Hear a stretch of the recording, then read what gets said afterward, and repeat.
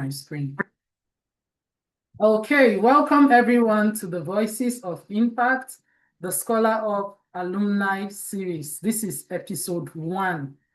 I'm so excited that finally we are bringing this vision to life. This is something that has been a long time coming in my mind. It's something that I've always wanted to do for the longest time, but somehow life keeps getting in the way. Something keeps happening that, life is life in, right? Something happens and then we are not able to pull it off, and then we continue having an alumni network where people just post their links of LinkedIn. For me, I feel like that is not effective. I feel like that is not an alumni network. That does not help you to get to know the next person. Most times people don't even see what's happening in the group. Like they just come and they drop their link and they disappear. If you really need to get people to see what you are saying, you literally have to go into their DMs to say, hey, I've not seen you. But most times they drop their link. And I feel like it's something that has been on my heart for the longest time. Augusta knows about this. We tried this in the earlier cohort when we started, where we wanted to have people in teams, people to be able to collaborate, people to continue to express what it is they have gained from the cohort. Because it is the continuity that is the progress. It's not the fact that you are able to go through a 21 days marathon and you show up for that 21 days. And after that 21 days, then what?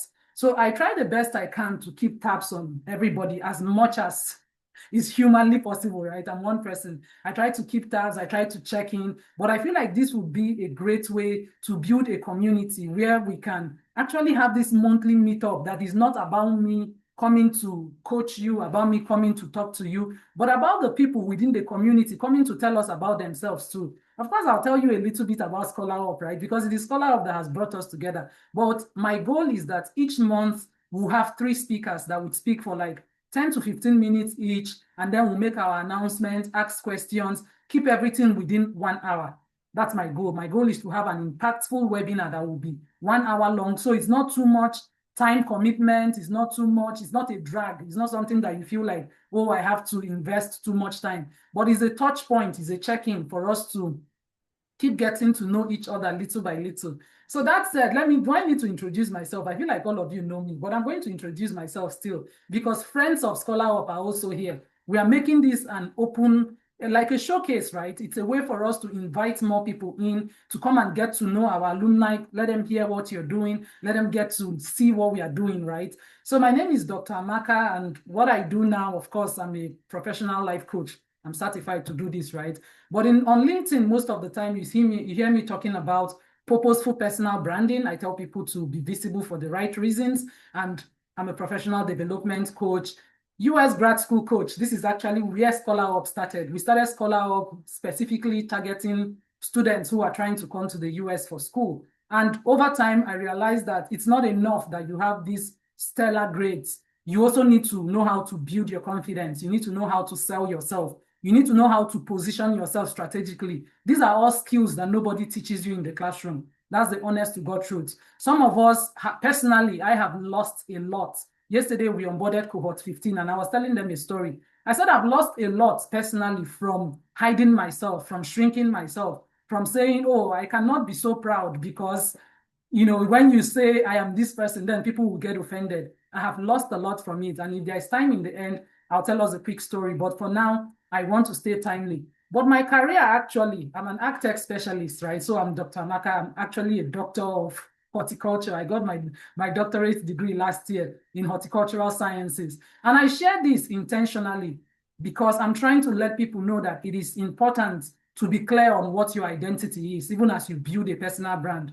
So on LinkedIn, I managed to present all of these facets of myself without confusing my audience. Because people will tell you, you need to have just one niche. I've always disagreed. I said, there's no way I can put all my life into one bucket and then forget the rest of my life. It's not possible. It's about how you compartmentalize. So you see my newsletter on LinkedIn is strictly dedicated to agriculture. It has more than 30,000 subscribers. So people say agriculture, you cannot talk about agriculture on LinkedIn, but I have more than 30,000 people subscribing to get my bi-weekly letters talking about agricultural technology. And then I have a live show every morning with my mentees who are preparing for US grad school. It's also 1 hour on YouTube, strictly for US grad school. Then, of course, we have our monthly LinkedIn Elevation program. which is what brought most of you who are here, right? Most of the people who are in the alumni network are people who passed through that program. So of course, yeah, that's the program. So we've had people from all over, literally so many countries, and it makes me so happy to think that I have family and friends all the way in Jamaica and Barbados and even Pakistan. It makes me so happy that the day I decide to visit Pakistan, at least I know someone to call. I know someone to say, I'm coming to Pakistan. What should I do? I want to come to Turkey. What should I do? So this is a program. This is like our flagship program that has brought in so many people. Okay, enough about me. I'm going to stop yapping, right? These are some of the beautiful alumni that has this is my pride, right? This is my work. I'm always so happy celebrating people. That's like, for me, that's what brings me the most joy, that people pass through the cohort and I can continue to see what they are doing. So that's why I check in. If I don't see people for a while, you see me coming to say, what happened? I've not seen you. Like, what's going on with you? Because for me, that is what the success for me is, that people continue to do the work even beyond when they pass through the cohort. So these are some of the wonderful and amazing people that has passed through. I'm sure some of you will see your faces here, right? So I'm really so proud to showcase this. All right. The goal of our meeting today is to begin to listen to our alumni, right? I'm sure you would have spotted Abdul from the, you would have spotted Abdul from my flyers and the two other speakers that we are going to have. So Abdul is the first speaker, and I'm so honored to introduce him today.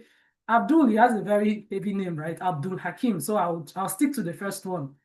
They call him African Guru. He's a purpose-driven public health professional, branding strategist, and award-winning speaker with almost a decade of impact across global health and entrepreneurship.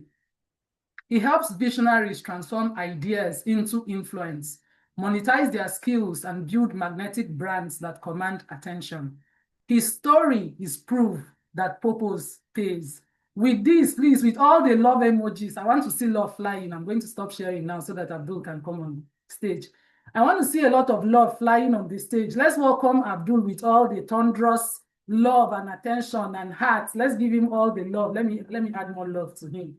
Abdul, you're welcome on stage, and we are so excited to have you. See all the love I'm giving to you. We are so excited to have you as the first speaker of our first episode of our alumni series. Thank you for stepping into the role of building this community. I remember when I said, I want us to build this community. Who volunteered to do it? You were among the first people that said, let's go, let's do it. What does it take? It makes me really happy to have you as the first speaker today. I'm going to keep quiet now and mute myself so that I can learn from you. Welcome, Abdul. Welcome. Thank you very much. Thank you, Coach. It's such an honor to be gracing your platform today. So thank you. Please confirm you can hear me. Oh, fantastic. Yeah, I said we hear you. Yeah, just raise your voice as much as you can. Thank you. Beautiful. Then I have a short presentation to share with us this evening. Confirm you can see this. Beautiful. Thank you very much. We're looking at from passion to profit, creating a business that thrives. And this is an amazing platform to be sharing my own story with us this afternoon or evening, depending on the time and the location you're joining in from. So this will be our talking point. We're looking at passion alone. It's not enough. This cannot be sounded well enough. I had to learn this the hard way. Where growing up, I thought, I've always had the mindset, I want to have a lot of money. I don't really know how much, but I know I really want to be wealthy. And it's not going to be easy. So I'm passionate enough to want that. But is passion enough? No, it isn't. We'll get to the why. Skills are important. Skills are your own way of putting action to your passion. You're passionate enough about something, you want to change the world. How? If you design graphics and you've learned that. Abdul, sorry, excuse me. I think someone is saying they can't hear you. Maybe if you take out the earpiece, I'm thinking maybe that could improve your volume. Yeah, I can hear you though, but it's not really like, I know my voice is very loud. A lot of people don't speak as loud as me, but maybe if you take off your earpiece, we would hear you better. That's what I think. Can you hear me now? Is it better? Oh yeah, this is better. This is better. Yes. Beautiful. Right. All right. So thank you very much. So skills are the way we utilize or we put action into our passion. when you think you love something, the only way you can show that you love it is by learning the required skill to give life to that passion. Exposure is your way to learn what is required. You have the skill, right? But if you don't know the needs of the people, how do you convert that? You need exposure. Then intentionality is the glue that puts all this together. You need to be intentional about what you want, how you want it before you get into it. And most importantly is the consistent part. You need to stay consistent. They said Rome wasn't built in a day. So in order to achieve that goal, that big bang, the end goal, the jackpots, you need to stay consistent. All right. So the role of passion. Passion fuels persistence. It keeps you motivated when challenges arise. Passion helps you to discover what you genuinely love, and that helps you to align with the kind of skills that you should learn. It's possible to earn from your skills. Just to put it out there, it's totally, totally possible, but it's not an easy task because you're putting yourself on the ball game of being an entrepreneur. Personally, for me, growing up, like I said, I've always wanted to be rich. I didn't know how. So I immerse myself into anything I see. I just want to do. I just want to play a role. I want to take a part. I want to do everything. I'm interested. I'm curious. But with that, growing up, my energy started dwindling because I cannot be everywhere. I cannot do everything. So I had to ask myself, what am I truly passionate about? I want to earn, yes. But what if I'm earning from what gives me pleasure, what I find genuine happiness and satisfaction in doing? Would I keep doing more? So with this, the bet of skills to gold happened and it came to life.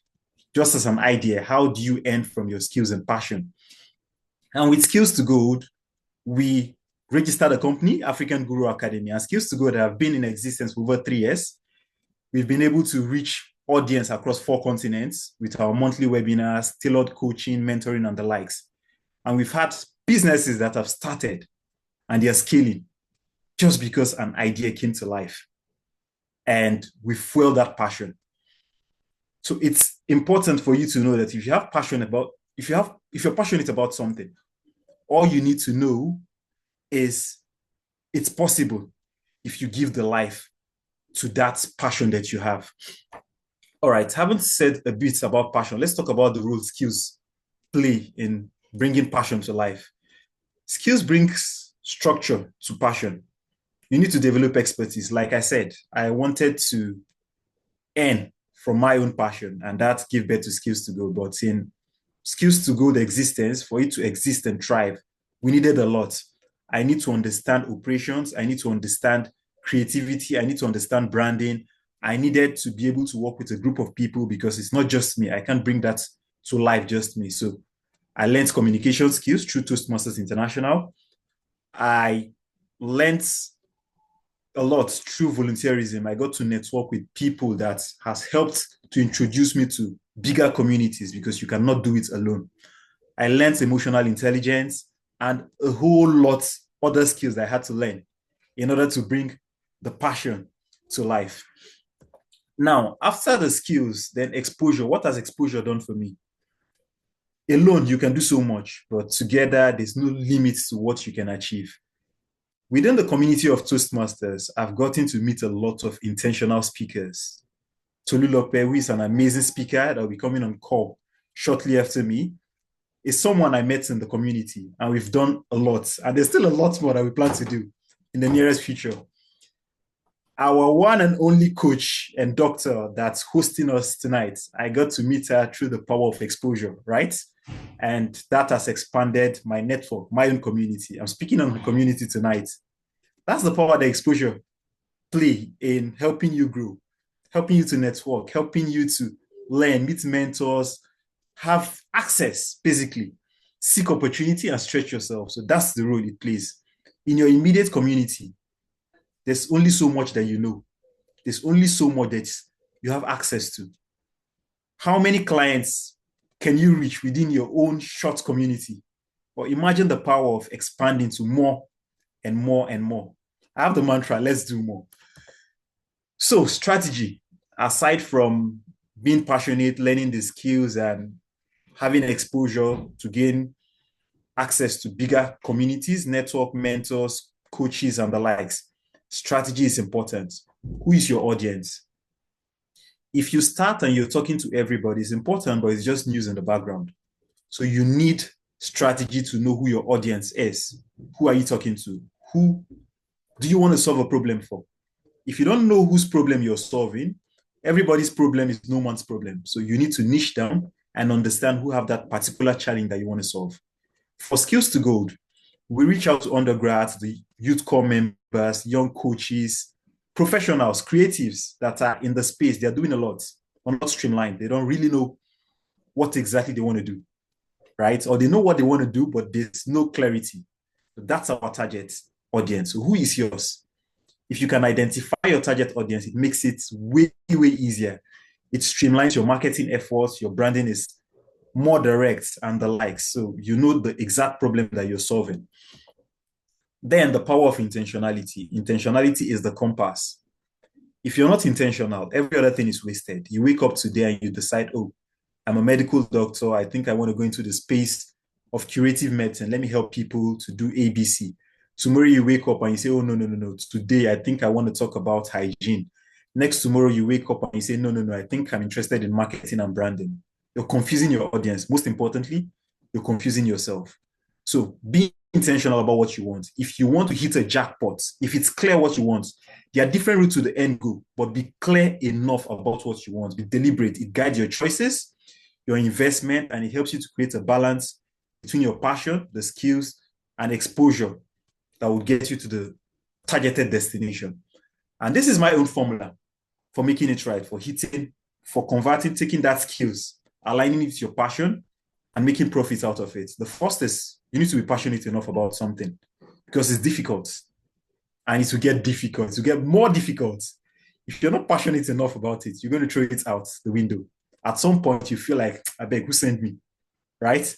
So you need to be passionate enough about it, be hungry enough about it. You know the way you want to breathe.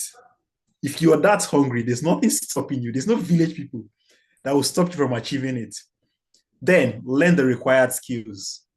Passion alone doesn't pay. Skills also, it pays, but it doesn't pay alone.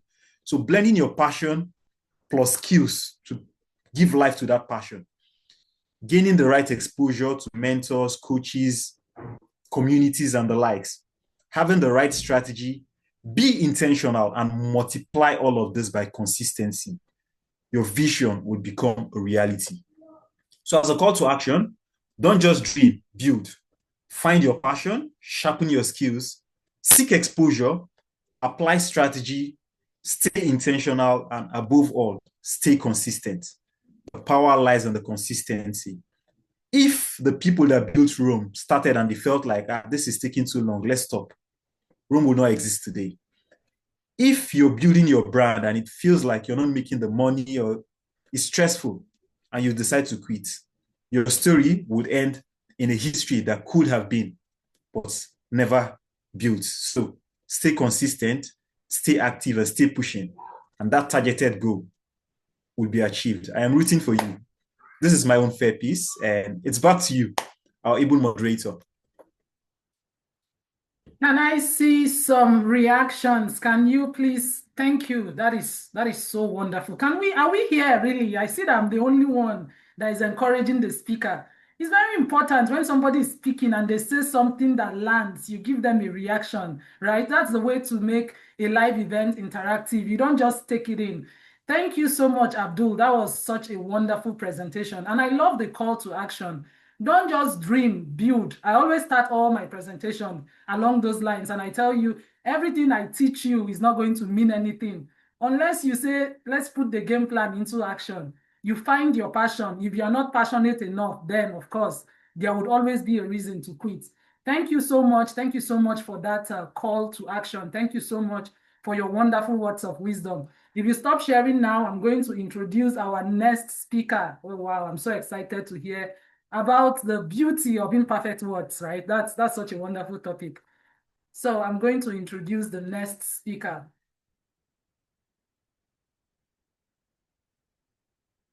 So we have Coach Tolu Ekwe. Tolu Ekwe is a dynamic public speaker, best-selling author and trainer. She empowers individuals to conquer the fear of public speaking through transformative courses and workshops. An author, a best-selling co-author of Raging Waters and Lessons We Learned from COVID-19. Tolu is passionate about helping others find their voice and thrive, and I'm so excited about that. Thank you so much for coming to speak. Anyway, you are an able alumni, so this is your community. So thank you for answering our call. Thank you for making the time to come here. I will stop sharing, and I'm going to hand the mic over to you, Tolu Ekwe. Welcome on stage. Please, let's welcome her with some love. Let's give her plenty love. Let's welcome her. See all the love I'm sending to you. All this love I'm giving to you. Welcome, Tolu Ekwe. Thank you. It's such a pleasure to have you here. Let me keep quiet so that we can hear you. Thank you so much, Dr. Amaka. Good evening, good morning, good afternoon, whatever time of day it is where you are joining us from. I am super excited to be here on this platform with you today. And it is a delight. I see so many amazing people. By the way, I want to say a big thank you to our host, Dr. Amaka. Dr. Amaka, you are a phenomenon. You are amazing. Thank you so much for connecting all of us, all these wonderful people on this platform. I know that we're all going to get a lot of value, and we're already getting so much value. I want to say a big thank you to our last speaker as well, who delivered such an amazing, short, but really impactful speech. And I look forward to hearing and learning more from him.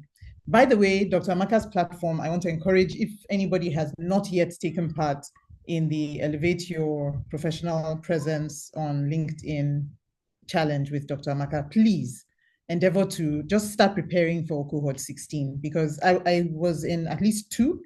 I remember I was in cohort 7 and cohort 11. I see you, Michael. Thank you so much. Thank you, everybody, for being here. Okay, so we're going to jump right in. Now, I'm sure when you heard the topic, if you heard the topic, or if you're hearing it now, it says the beauty of imperfect words. You're going to be thinking, that's an oxymoron, isn't it? That's contradictory. You don't say beauty and imperfect in the same sentence, do you? And then maybe some people, if we had the time, I would have loved to get feedback. What are you thinking? What's coming to mind when you hear that theme? Maybe somebody can type in the chats. What comes to mind when you hear the beauty of imperfect words? Are you thinking of bad grammar? Are you thinking of mispronounced words? Are you thinking of wrongly placed words? What's coming to your mind? But because we don't have a lot of time, I'm going to just jump in and say that the real deal with the imperfect words is the words that tell an imperfect story. Yes, Dr. Amaka says it means that beautiful things are usually imperfect. Lovely, lovely, great insight. And we haven't even started, right?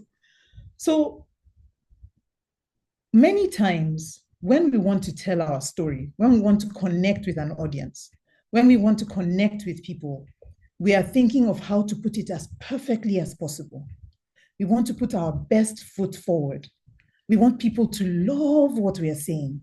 We want people to think that we are all that and so much more.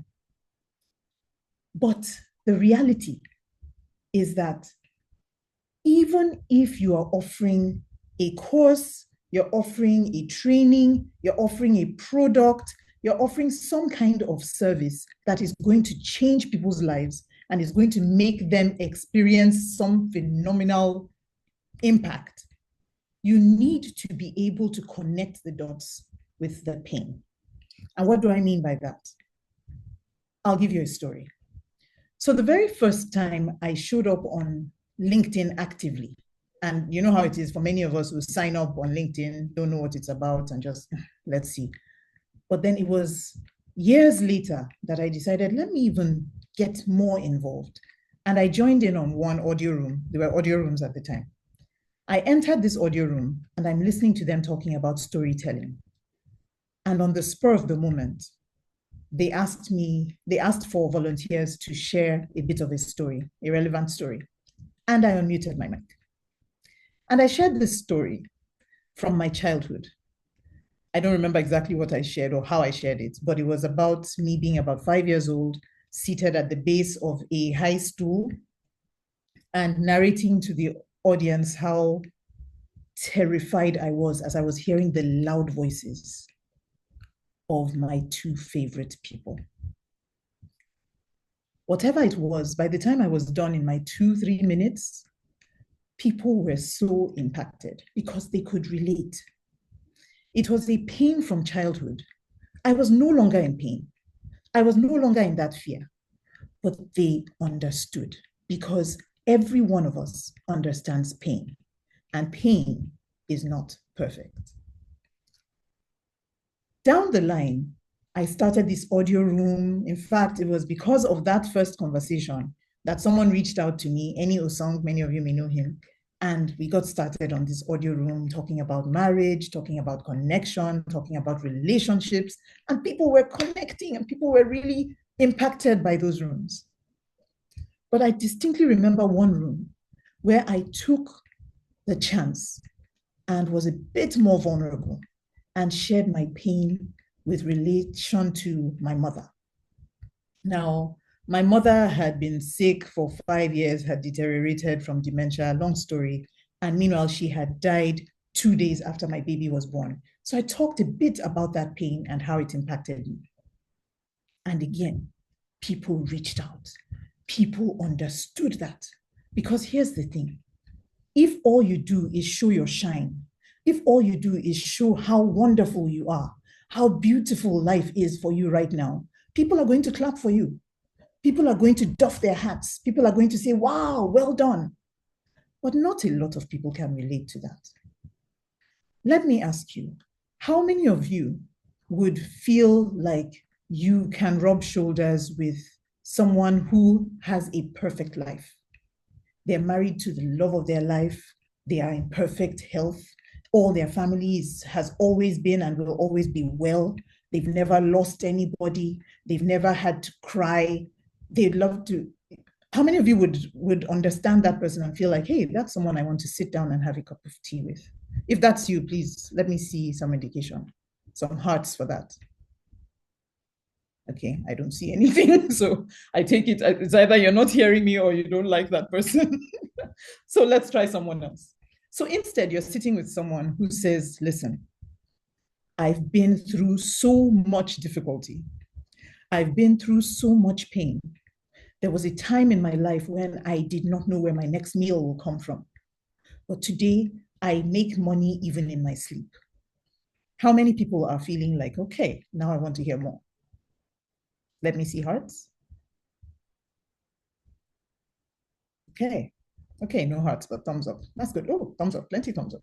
Okay, awesome. So yes, so people can relate to that. So this is about helping us to understand the importance of our pain, the importance of our struggles. Most people who want to speak but are afraid about coming out to speak in public are afraid because they feel like, I have this distortion from perfect. I have this part of my story that is less than perfect, that is a stain in the paper, that is not quite right. I wish I was this perfect person, then I would be ready to tell my story. But no, your story as it is relatable because you have made some progress. We keep saying progress over perfection, right? It's that you've made some progress. There was a time when I used to speak and I would stutter because I was so afraid. But now I barely stutter. That is progress. Someone can understand that. And that is my truth. There was a time when I would stand in front of people and my knees would be knocking, my voice would be shaking. I would be so afraid to speak up. That's not me anymore. And because that's not me anymore, and I have walked that walk, I am helping people now to walk that walk as well. But you see, if I don't tell them that story of my pain, if I don't tell them that there was a time when it was really tough, they're not going to be able to connect. It's like, you're lucky, you were born with it. I wish I was there.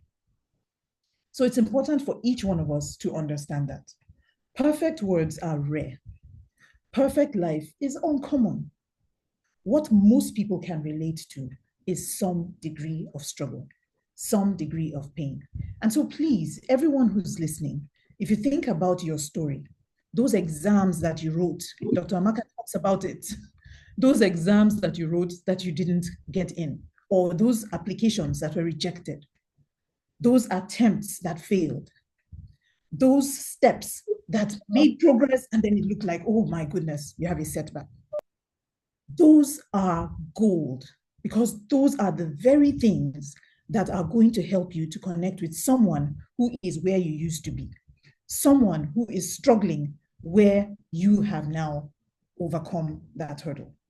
So again, imperfection in itself is not the whole story, but you can't take it out. You can't say, oh no, I'm going to tell this story, but I'm going to leave out the pain because no, I don't want anybody to know this part. No, it is that part that makes the progress worth discussing. It is that pain that makes the progress worth discussing. So stories evolve through sharing. Now, here are some reasons I want to share with us just a few of the benefits of sharing your pain, of sharing your struggle, okay? One of them is this: the more you share, the better you become.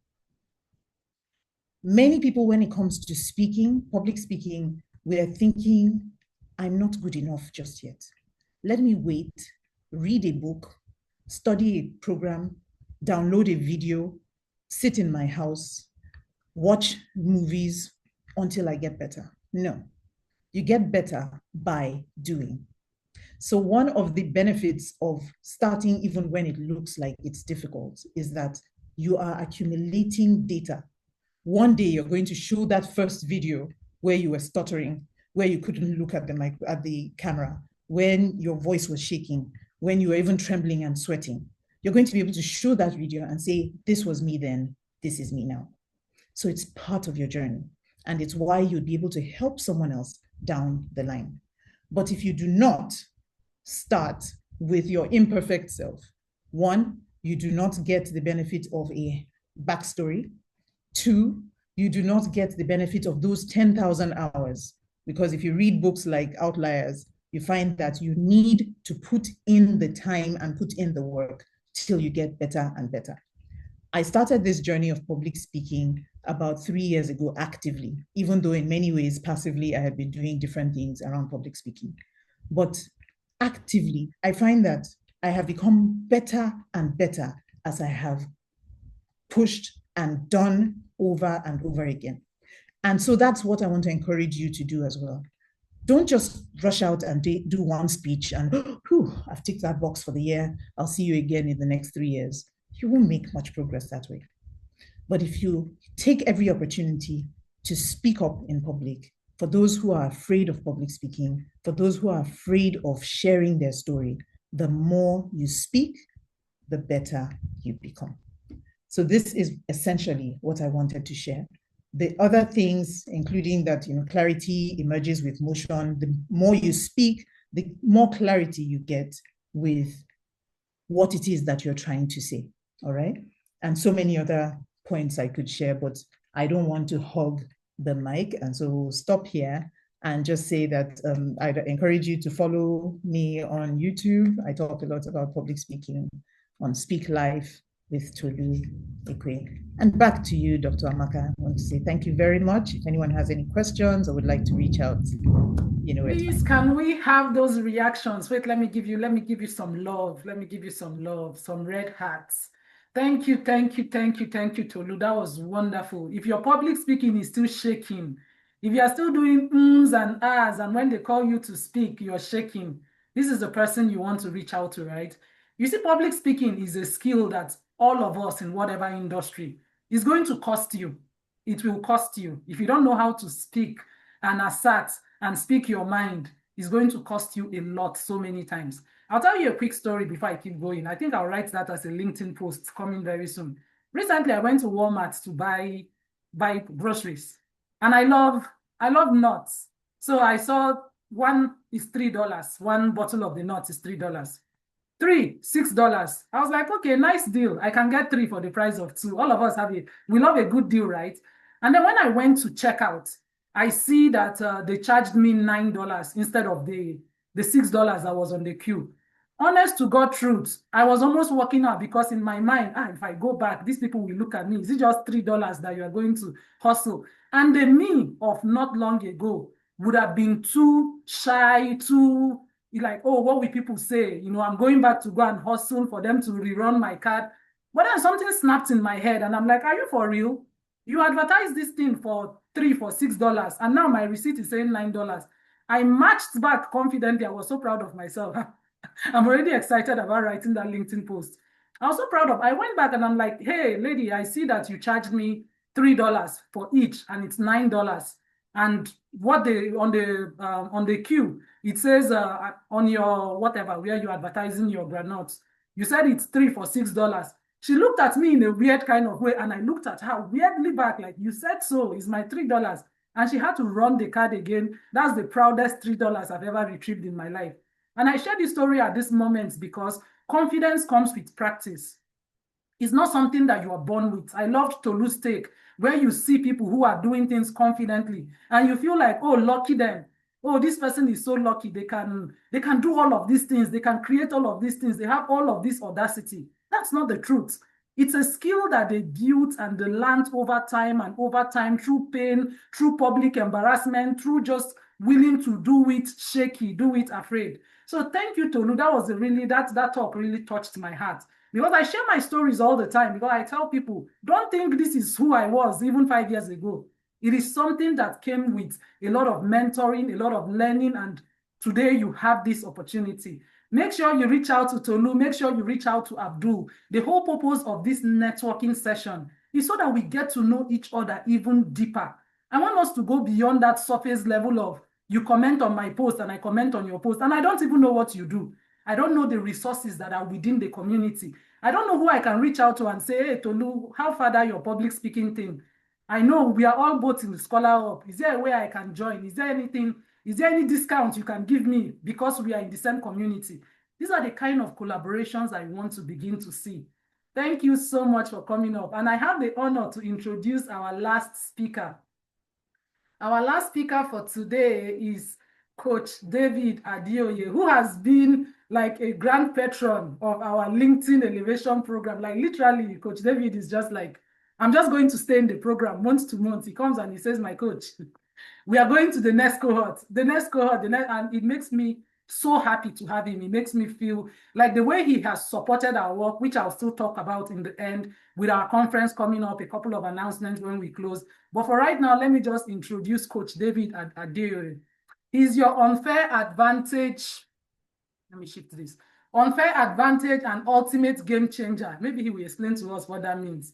As an award-winning coach with expertise in agile transformations, project and program management, business analysis, and cybersecurity, his multifaceted competencies deliver insights that drive results for individuals, teams, businesses, organizations, and community. It is with pleasure in my heart, with all the happiness in my heart. Please give me some reactions as Coach David Adeoye comes on stage. Thank you so much for honoring our call. Thank you for being such a wonderful and supportive member of the ScholarUP program, the ScholarUP community. We are so honored to have you. Coach David Adeoye, I saw you before. I hope you are still here. I hope I'm not just so hyped up and maybe the network has thrown him out. Let's see. I'm actually here. Okay. You know, my mind skipped for a minute. I'm like, okay, Can you turn on your camera, sir, so that we can see you? Yeah, I'm about to turn my camera on in the name of the Father, Son, and Holy Ghost. Amen. Please, let's encourage you with emoji. Let's give love. Amen. Welcome, sir. Thank you so much for gracing our occasion for this first episode. Many more episodes to come in the future. I'm handing the mic over to you, sir. Yes. I'm so excited to be here.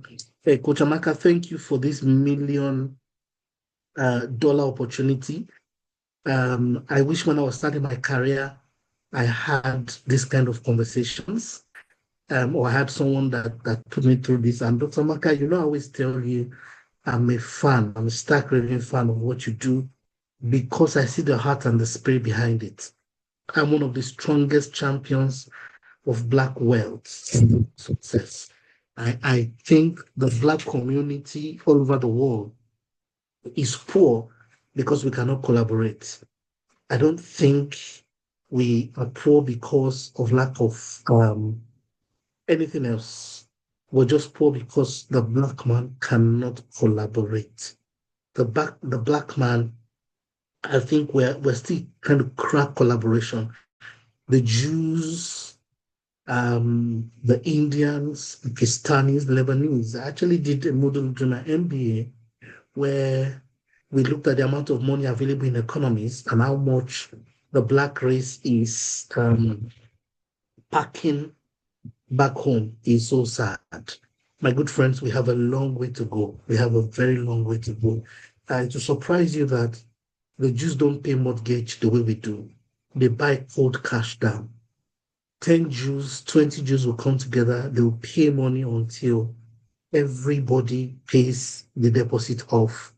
And they contribute money round and round and round. And look, in 10 years, they build wealth of £1 million easily.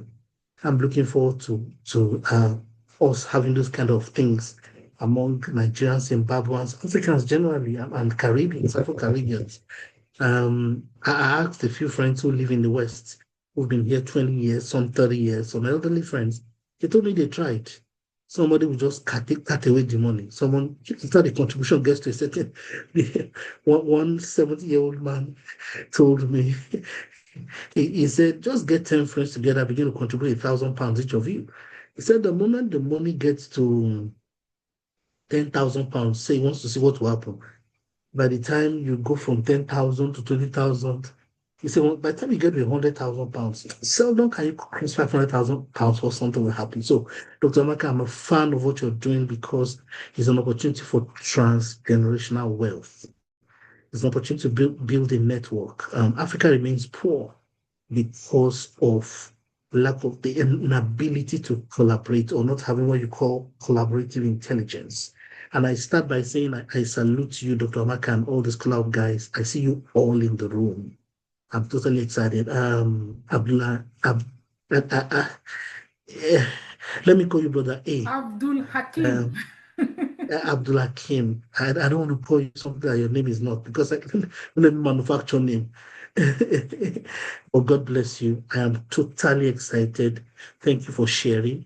Tolu, thank you. You know you are my sister. We've never gotten around to talking deeply. We would always say we'll talk and then something will happen and then we're not able to have the meeting. And you've always been on my radar. That was absolutely brilliant. God bless you. I will immediately we finish this tool, I'd like to have a conversation. Some very powerful things answer what you said. And I don't know whether permit me to just do something for a minute or two. Tolu, you're an attention scientist, attention addiction scientist. Attention addiction scientists. Now, Facebook, Instagram is spending money on addiction scientists, people that watch how the brain behaves to addictive substances like cocaine and all of that. And they use those things to influence our brains. So if you're not on Instagram or Facebook for 10 minutes, you begin to secrete hormones in your mind as if you're addicted. So many of us, Facebook has used addiction scientists, Instagram has used them, LinkedIn just employed the first set. Now, as we go more into the future, it's a strong area of product development. Now, but now there's another group called attention scientists or attention engineers, people that can arrest attention. And within the brand, that's one of the strongest roles that will emerge from traditional brand communications. And as we're talking, I was like, I hope Tolu knows that she's sharing. There's a 7 minute part of your speech that everybody should go and listen to over and over and over. And in fact, what you said in the past 15 minutes is one of the deepest secrets of the future. People who will rule the coming future should be able to hold attention. And attention is the new gold, is the new oil. Anybody who can hold your attention in a conversation owns the future, because we are now an attention deficit or attention deficient generation, where attention span is now 3 minutes maximum. Serious conversation, 3 minutes. On serious conversation, 90 seconds. Now, but I heard you speak. There's a way you spoke about conversationing, engineering conversations, and hypnotizing people so that they respond to your product, bringing an audience under compelling influence so that they are forced to buy what you are saying or to exchange money for what you are saying. Now, I heard your conversation. I was like, I hope you know. No, so some of my strongest gifts I've done over the years is to look for people's rare gifts and how that will convert into money and where that situates inside the economy. I do it very easily in my futurism work. So I'm saying that because everybody must subscribe to you. And your genius comes in conversationing. It's when you converse with the person. So what's your idea? Because me, I'm going to come and talk to you. What are your topics? What are the pain stories we can find? And how do we engineer it? How do I start a viral? What are the viral thoughts and viral emotive moments? You do so easily. And everyone on this call, if you are not subscribed to Tolu's coaching program in communication, and your communication program, I'm sorry, I think you brand it Attention Engineering Series. Or communication with addiction series, not just because everybody is doing communication. Look, I started speaking in secondary school. Sometimes I see your communication hard. I'm always like, communication. I want to work with you, but this communication, what are we going to learn? But this one just ends up to now. Yeah, immediately we finish now, we're talking. Now, what moved me from a very docile Tolu's friend to I must pay for Tolu's service and we must sit down and talk? What moved me? What moved me was that you said a few things and you described pain. Look, my presentation also starts from pain. Abdulhakeem said the same thing. And this is not to disparage what Abdulhakeem said at all, no. But he described pain from a disconnected standpoint. I mean, when you were speaking pain, you gave me pictures. I mean, somebody goes to a patient and there's a toothache. And somebody say, do you want to go to Disneyland? Or the best, most joyous experience of your life versus should we take this pain away? Of course, you want them to take pain away. So pain is a master's, and we all have pain stories. The universe has given us pain stories. Everybody has pain stories so that you'll be able to craft your own unique story. So everyone in this world, if you're going before a recruiter, you need to tell stories. You want people to buy from you, tell stories. So I say that to say, please pay double attention to what the two speakers have said. And what Abdulhakeem said, amazing conversation. But when to start speaking, I woke up. I was awake before, but I woke up again. Something came and said, I hit myself. Look at what she's saying. And the Dr. Maka again, all my peers, ScholarUP, I see you, Mishra. I can't mention all the names. Mecca, everybody, Professor Roxana, to all of you, I'm so excited. Forgive my being absent at very different times. I am just a man of many, many parts, and I hope you forgive me. All right, I'm going to speak in. I have 10 slides, and I try to do slides so that I will not overtalk. When I'm excited, especially around things like this, I tend to say too much than necessary. So the main thing may be lost. I'm already sending you a WhatsApp message to say time, sir. I'm literally already telling you to please. Yes, sir. No, I'm sorry. Tolu just hit my heart at a point that it was back to back. I'm like, what? How come I'm not spoken to all these weeks? All right. Can anyone see my slide? Yes, we see it, sir. Okay. Let me try and see whether slideshow will not influence the network. Okay. Look, there's $13 trillion available in the global service market. Today, you also can make your first million. And please, I've denominated the conversation in dollars and not in naira. In naira, you can do it tomorrow morning or next week. In dollars, I think that's what makes fun. That's what you should be willing to do. The global service economy is worth 13 trillion. And there's a lot of us who are walking past gold mines in plain sight. Please, this is not going to be another get-rich motivational hocus pocus of how you started a whole E3 with one grain of rice, or you started a whole car lot with one tire or one wiper, and then you build an end from wiper. No, this will be how do you connect to people from a service standpoint. I have a Word document, by the way, which I will share with Dr. Amaka for those, and that Word document shows you all the models available to fit into the $1 million. How do you move from zero and then make the first $1 million? Please, your first assignment is this opportunity. Take Abdulhakeem's presentation and Tolu's presentation and please put them inside here. The question is, what do people complain about constantly but refuse to fix themselves? What's everyone always complaining about? I'm talking about total number of complaints. That's an example of what is serviceable. Don't think about individual pain. 1, 2, 3, 4, 5 people, you and your family members alone. Think about something that everybody talks about continuously and always. What people talk about aggregated. So aggregated pain is an industry that is rough. That's one of the abilities behind the scenes. You will instantly garner attention and you're in for a gold mine when you listen for aggregated pain. Don't approach business with only what's pain for you, but aggregate pain. What's everybody talking about online? What is the general chatter about? Research and find answers to aggregated pain and what they refuse to fix themselves. Once you do this, you are in for an opportunity you can begin to think about to make your first million in quotes. The key is to start small and stay invisible.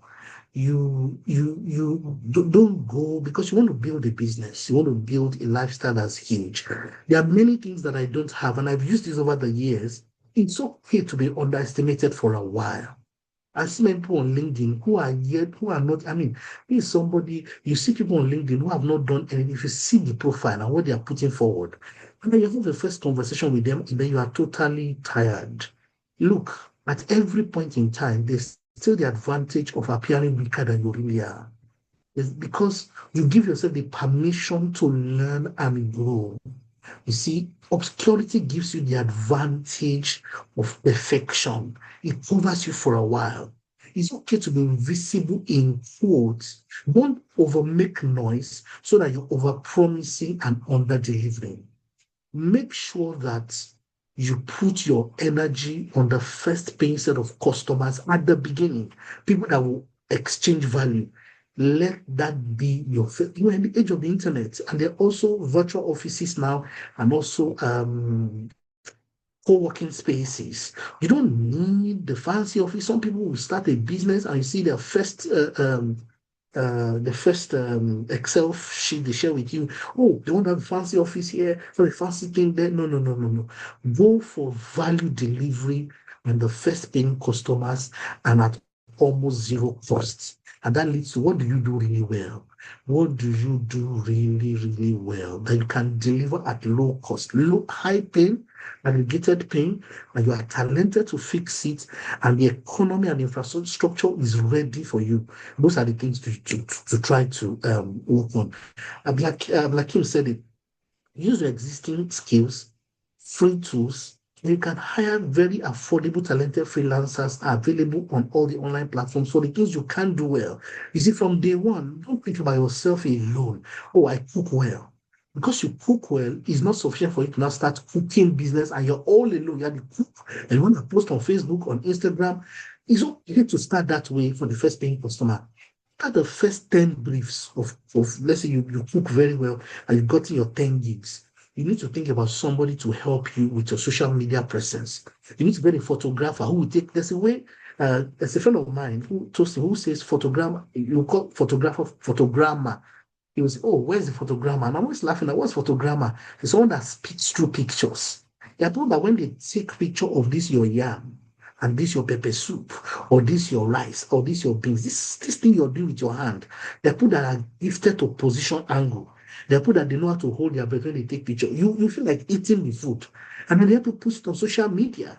And then they help you write, the people that are gifted in writing. And that can be your daughter, it can be your brother, it can be your sister, it can be Tolu, it can be Dr. Amaka, it can be Professor Roxana, it can be Emeka, it can be Mishra also on the call, it can be any of the people in your network. And who knows, they may even give you for free. But make sure that you think from the first day about who among my friends takes very good pictures. There are some of us that no matter how we try to steady the hand, he doesn't, it will still shake. But the people that know how to take those things, give you good shots for that thing you're doing. So that talent you have that you think that is raw, think about it as a business and find complementary skills and start from day one. As soon as you make some, and if you have some money to invest on taking those pictures, that's fine. But focus on getting the first set of paying customers with that skill. And please don't build a business on a skill that is bold if you're starting from zero. I am assuming you are talented at it. Like now, if there's a an attention coach, and Tolu is coming up my mind and say, I'm said I'm branding her. That's what I'm calling you. Now, I would easily recommend somebody. I'm going to, after this, I know this meeting, probably for fact, I'm going to reach out to her to say they want to subscribe to her service. Now, that's a natural talent. The way he's a talented storyteller of a certain kind. There are many different kind of storytellers. And I've worked, by the way, in the biggest marketing comms agency in West Africa. Some of the best creative storytelling minds, I've met them. Some of the biggest minds. What Tolu did this evening, the kind of thing she said was making me have sparks. Like, what? This is huge. I'm saying everybody has their unique talent. That if all of your family members say, who is the best person that cooks beans? Who is irresistible? Who cooks beans that, for example, you want to eat? Who cooks beans that smells the best? Can you see? Everybody cooks beans, but there are different sort of specializations and capacities. Make sure you are talented that way. Don't be a comedian who is not funny, because that now becomes a joke. Yeah. So you see, proof of delivery is superior to planning. No, there are people that have very big business plans with no substance. Can you deliver the core service in the talentedness level that people want to buy? Don't be the joke. A proof of demand and a proof of your capacity to supply is far more important. One paying customer is the first place to go. Who is willing to pay for this your base? Who is willing to pay for this your 1 hour? Who is willing to pay? Who is willing to pay? And please be honest. How many people out of your friends? There's one of my friends online, Dr. Busi. Since if you can tell him to speak now, 20 years ago, I've been a certain way. He will tell you that when it comes to this, I'm going to pay Dewey. When it comes to that, I'm not going to pay him. There are things that you can be paid for, and people will be willing to go with you out of all your friends. Do a survey for your family members. If everybody was selling one thing, what would you buy from me? Do a small survey. Once you find that thing that is also scalable, don't start. Don't go look for something that is extraneous out of your domain of strength. Except you have a lot of capital and you know how you're going to walk that journey. Right? So solve one person's problem really well, and your first customer is far more valuable than your first business card. Your first business card should be your first point of call. The next thing you want to do is that you want to deliver 10x value. Once you find that first customer, the next thing that give them 10 times value. For the price of the same beans or the same amount of consulting man hours, make sure you deliver 10 times value or you die trying to deliver value. File your customers with dangerous value. Make sure that any other person that they know, remember, you are still not at the point of scaling. You are trying to get your first 10 customers. Make sure that those guys are your army. Make sure that you win their loyalty so that they can multiply through word of mouth and testimonials. If you fail these guys, you've vanished into the graveyard of forgotten startups. You cannot afford to make your first 10 customers unhappy. Those who paid you, give them times 10 value or die trying to. I have a friend that started a business in consulting, free auditing consulting business. Today, he's doing very well. He did free financial audits and under promise, over deliver, then build trusts. Under promise, over deliver, then build trusts.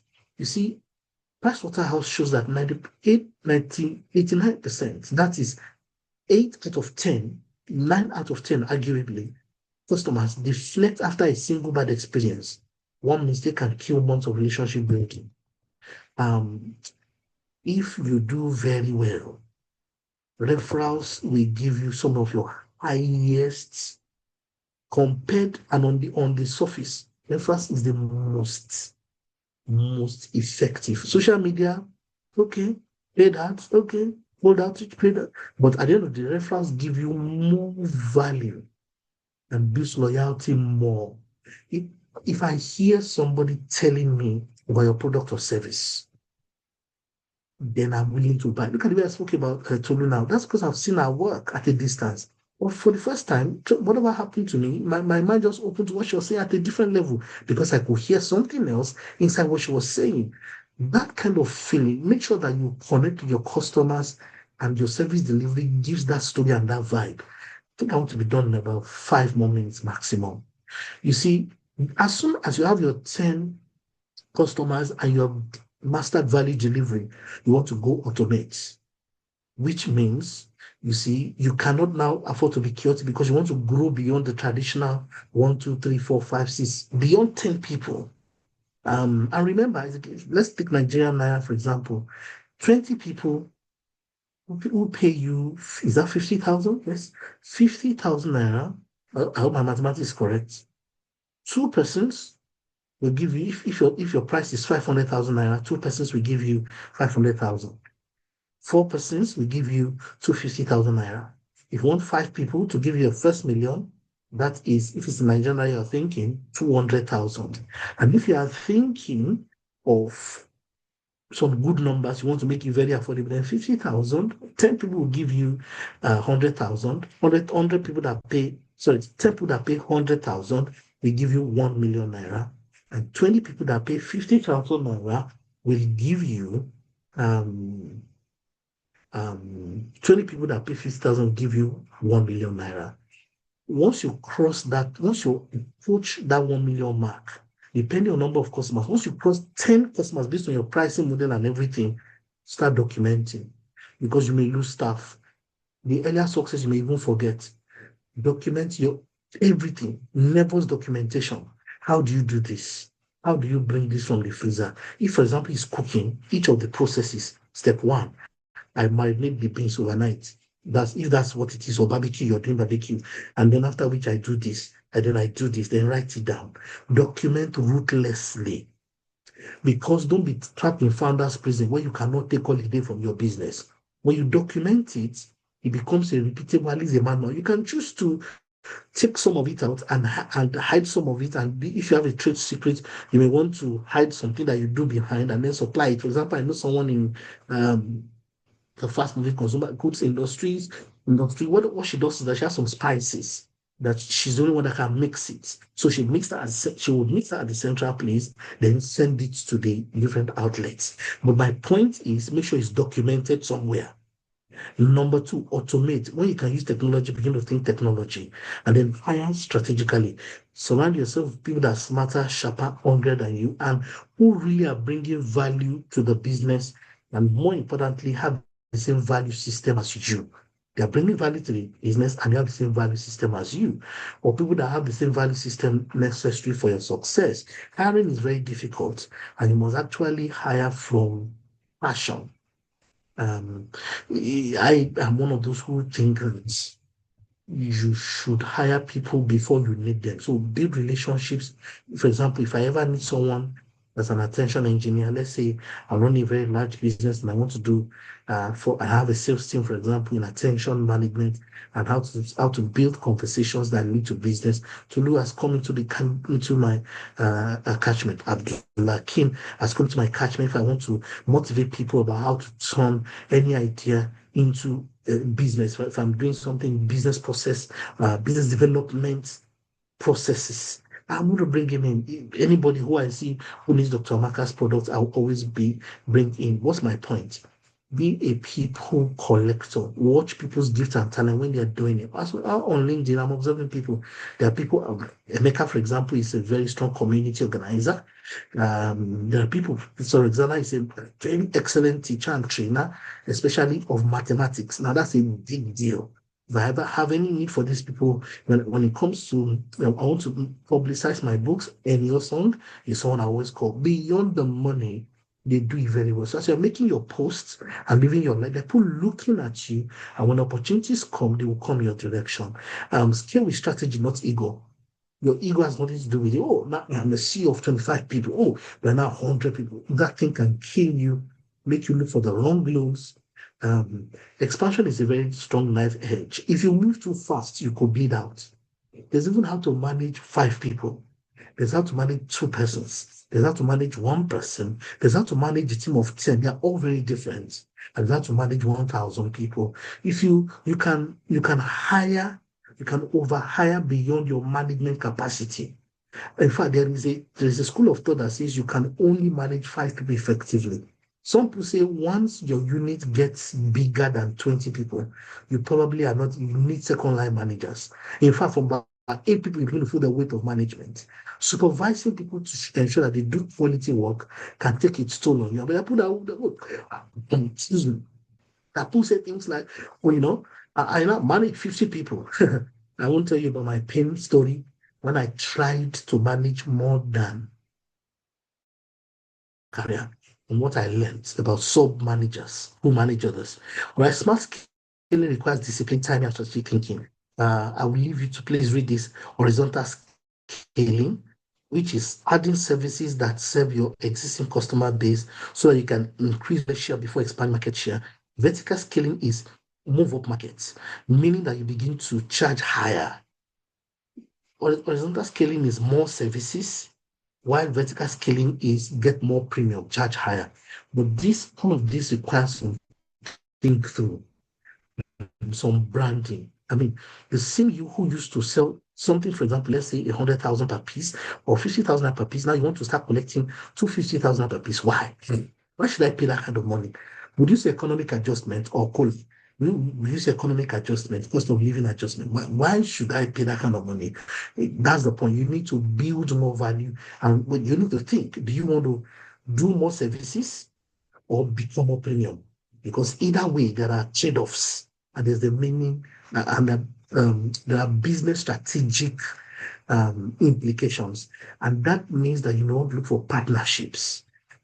Leverage partnerships like a warlord building armies. Other people's customers, expertise, and resources become your growth accelerators. And thank you, Dr. Maka, for the massive work you're doing with strategic alliances. We still have some distance to go because some persons within our alliances may not be yet business matured or life matured. Because when you form alliances, people will make mistakes, people will learn each other, businesses will make mistakes. So you must watch and be very critical because all the alliances, I had a 20,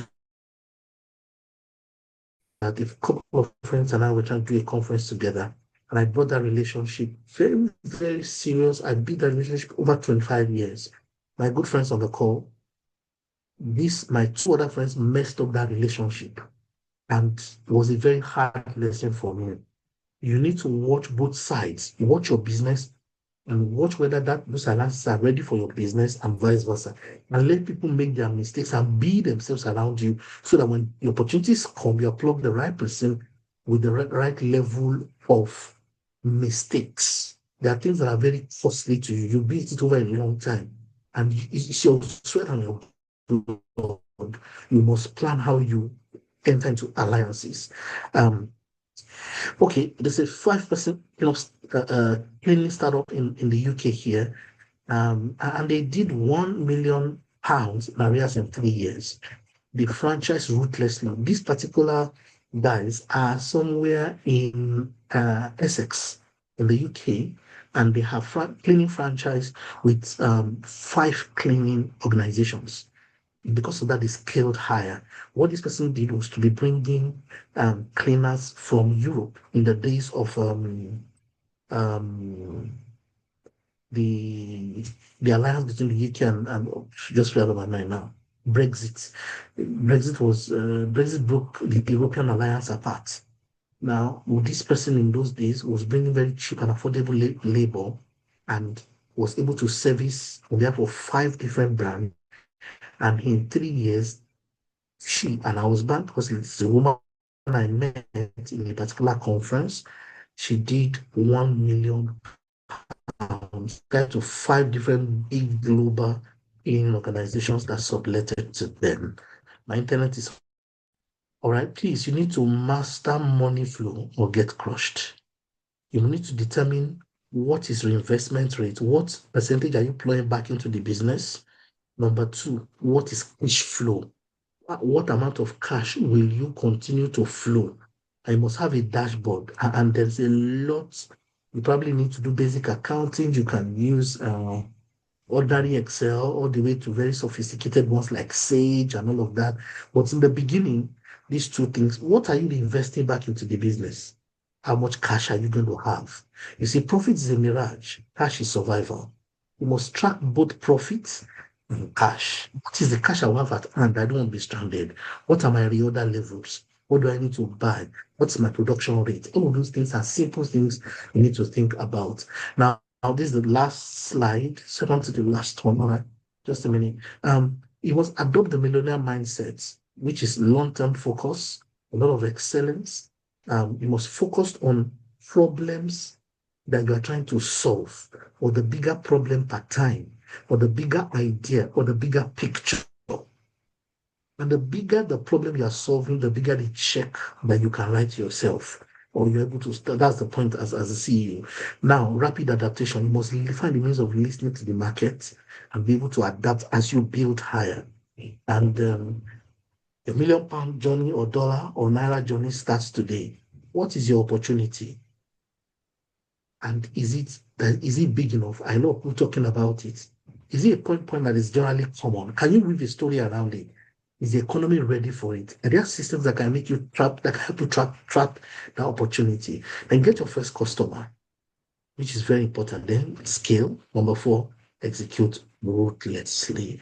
I commend you to please begin your journey. Thank you for having me. I've also done let me just share the Word document that talks about the different ways that people get a million. People get to a million. I'm going to send this to Dr. Maka, by the way. Let me just share that one. Let me share my screen briefly. I'll just share you the different models. Where is my Zoom now? Forgive me. I'm still sharing. Time is, Yes. the Yes, time no, is I'm fast actually stretched. done. Yeah, I'm actually Excellent. done. I just want to show. I will send this to you because I know some Yeah, people I want can it now. share it with the people who signed up today. Thank you All right. so much. This is so All right. wonderful. This has been so valuable, sir, and it's always an honor to have you, having you as a part of the community, having your support, just pushing all the work. It just gives me support, right? I brag on my people and I say, these are the people, these are like the OGs. That's how I see most of you. Like, these are the OGs in ScholarUP. These are the people who are pushing our work forward. Thank you for your time. Thank you for this wonderful presentation that you've shared with us today. And thank you all for your patience. We still have 39 people in the room for a first event. This vision of mine, like I said, it's been a long time coming. It's been a long time coming. Sometimes when I talk with Augusta, who is the senior administrator at ScholarUP, Augusta, hello, it's so good to have you here. I always tell her, how do we make sure that our alumni community, that this thing we do doesn't just end with our 21 days program? She knows right from, there was a time we started creating groups, it never happened, and eventually we continued. I don't give up, right? That's one of my own special sources, that when something is in my heart, I'm never going to give up on it. I will just keep trying. I'll keep trying, and eventually we've been able to birth this alumni network. The goal for our network is that we will have a once in a month meetup. And I'm trying to be very conscious of time. You know, I said that at the beginning. I want us to kind of be very conscious of time so that people would not have to commit too much time to this, right? That's something that I feel that is so critical. So thank you so much, Coach David. Thank you, Tolu, for your wonderful talk. Thank you, Abdul, for your wonderful talk. This has been a wonderful time. I'm going to give just like a couple of minutes to look at the chat if there's any question while I'm giving my announcement. If you have a question for a particular person, you can just say, okay, my question is to Coach Tolu. They can take one question each while I'm giving my announcement, so that at least we'll wrap up in the next 9 minutes, right? So that will be like a 1 hour, 30 minutes, and we'll keep working on our time. It's the first edition and it's been So insightful. Yeah, the meeting is recorded. I saw someone who is saying if we can get it. I think what I'm going to do would be to upload it to the ScholarUP YouTube page. That way, you can go and watch. What we are doing is we're not trying to hide this information from anybody. So after the meeting, when the video is downloaded, maybe sometime within the week, I'll upload it to the ScholarUP page, and then I can send the link to the registered participants for those who still want to review, who want to listen again, who want to really dive deep into some of the nuggets that Coach David shared, some of the things that Tolu shared, some of the things that Abdul shared. These are things we need to hear over and over again. That's the way I feel. I feel like sometimes once is not enough. You have to hear it again. You have to try to digest it. You have to try to get it into, you have to implement. So I'm going to share my screen just to give a couple of announcements. I don't want to hold people hostage, just to share some information with those on the chat who may not know about some of the things we have going on in ScholarUP. All right. So, people keep talking about our program. This is the program that brought in all the alumni. The alumni network are people who literally go through this program. So once you go through our 21 days program, automatically you are graduating into our alumni network. And you've heard them say over and over again, I think Coach David said something that stuck with me. He said something about touching people so much that it is people who end up doing the advertisement for you. And honestly, that is something that has kept ScholarUP going up to cohort 15. There has been times when we feel like we're not going to keep going. But somehow we have people within the network who will go and bring other people, who would even pay for other people. We've had people like Coach David, Dr. Ellen, a couple of people who would actually pay for other people to join just because they believe so much in what we are building. So this is like the first tier of our program. We also have a second tier program. Of course, those of you in the community, you're well aware of this, for people who are trying to monetize their services. And then the third tier of our program. So this is just giving you information about what we do at ScholarUP. And of course, we have the graduate mentoring side. And then lastly, we have the Ascension coming. If you've not registered for the Ascension, we have the project manager in the chat. Please, if you can put the link of the conference, or anyone, Augusta, if you can put the website link on the chat so that people who have not registered or people who don't even know what the Ascension is, this is the opportunity for them to go look at our website, reserve your seat. Our global conference is coming up November 22nd and 23rd. You want to be a part of this conversation. You want to plug in somehow. We are all ascending, right? This is it. We are so excited. There are so many of us working on it. On the flat team of the people working on this conference is already like 20 people to begin with, global, all over the place. And then we have more than 150 volunteers at this point, because we have more of them that we still need to onboard. So talking about the volunteering, the opportunity is still there. And Coach David, who you've just heard spoke, he was so generous to actually offer an award category for the volunteers. This is just like a way to encourage people to go in. So beyond the hands-on skills they are learning, beyond learning to work in groups, beyond everything that is going on, there is something going on that we are going to have monthly prizes for the best volunteers, right? So the people who are in the volunteering group, they already know this. So this is just a way to keep people motivated. So these are some of the things we are cooking, some of the things that are happening. And this is my best slide. Most of the presentation I do always ends with this slide. And I tell people to have faith. I ask you to believe in yourself. Honestly, the people who are doing the things that you admire, most of the time they do it afraid, but they don't self-reject. They keep going. They stay consistent and they trust the process. This is very, very important. It's very important that we are at the point where we really, really believe in ourselves and we can keep bringing to life the things that God placed in our hearts. That's how I see it. I feel like all of us are living on borrowed time. Nobody is going to be here forever. Nobody is going to get out alive. So all of those gifts that God has given you, all of those visions that come to you, don't take it for granted. Don't think that nobody will respond to you. You'll be surprised how the universe sends help. That's something that I've seen happen in my life over and over again, where I would say, I want to do this thing. And in my heart, I was like, will it work? It won't work. And suddenly I would say, okay, let's do this thing. And then you have 100 people who are willing to back you up. And suddenly that's how the LinkedIn Elevation Program was born.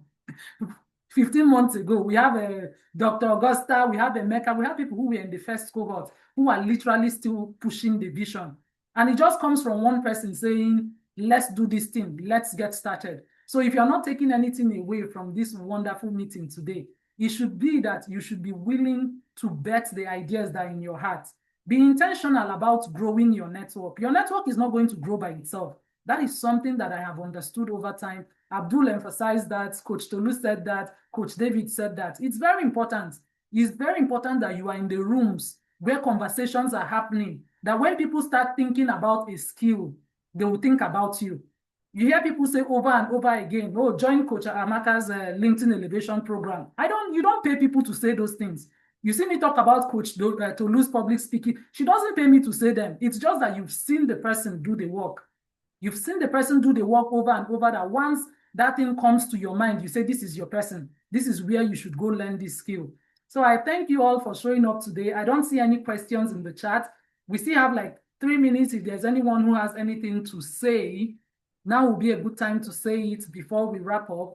And how we are going to go about this, we have a form. We have community managers of the alumni network. Abdul is in that community manager, and there's a couple of them. I think there are about 7 or 8 of them in that community managers, because we want to make sure that if one person is not available, the other person will be available, to make sure that we are curating the events ahead of time. We are sourcing for the speakers. Actually, there is a speaker form, right, which I would encourage us to put in the chat here. And also, I think they've posted it several times in the alumni community. So that's strictly for alumni, people who are alumni of ScholarUP. So the speaker interest form is for you to say, I want to speak. So this is September is gone. The next event, you hear about it very soon. The day, the time, it's just going to be similar time, similar month, right? So when we put out the form, you register your interest, put in the month you want to speak, so that we can curate the events and plan them ahead of time. Proper planning, it makes it easier. You see the way this event is able to come up today seamless, with people being reminded, people attending. It took a lot of back-end effort. It took a lot of back-end effort to make sure you were getting all those reminders. We were sharing the flyers. We were doing all of those things. It was a lot of work, but I'm so happy that we are able to do it. And this is absolutely amazing, right? Thank you so much. People should give me some love now. Should I be begging for love? Give me some emojis as we wrap up. Thank you, Radiance. Thank you. Oh, please. Come on now. Dr. Maka. Yes, please. Yes, sir. Yes, I shared the presentation and the Word document in the chat. The Okay. 1 million mandate document is all the models that people use to make their first million. Okay. Just a list, and people should select which one works for them. Oh, thank you so much, sir. Please send it to me on WhatsApp too, just in case people have problem downloading. You know, sometimes people are watching on their phone, so they may not be able to download directly. So send to me on WhatsApp, and I can make sure that everybody got it. Thank you so much for taking the time. Thank you, bro. ME. Please, I've been waiting for your love. Yeah.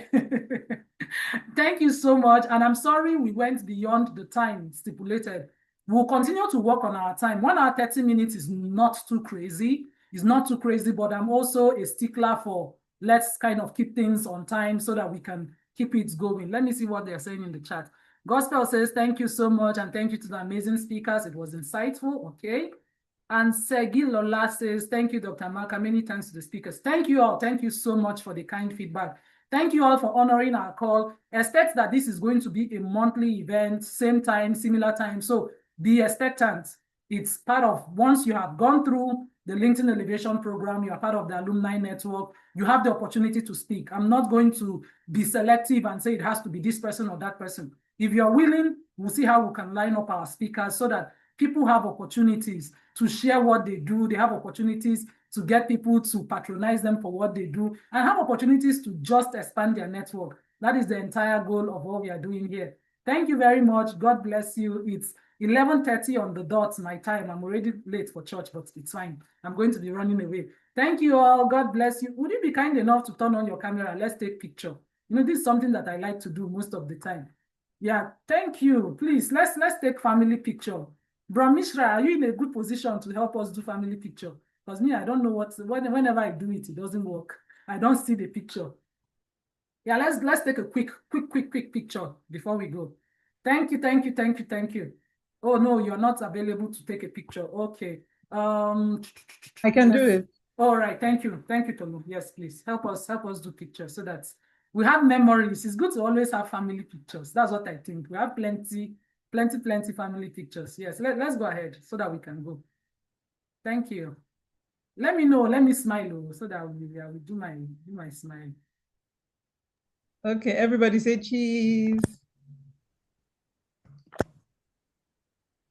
Cheese. Okay. Okay, I think I have the two. Okay, thank you so much. I'll email the picture to you guys when I send the information from Coach David. Thank you very much for showing up. Take care, everyone. See you again, same time next month. God bless you. Bye-bye. Everyone. Mhm.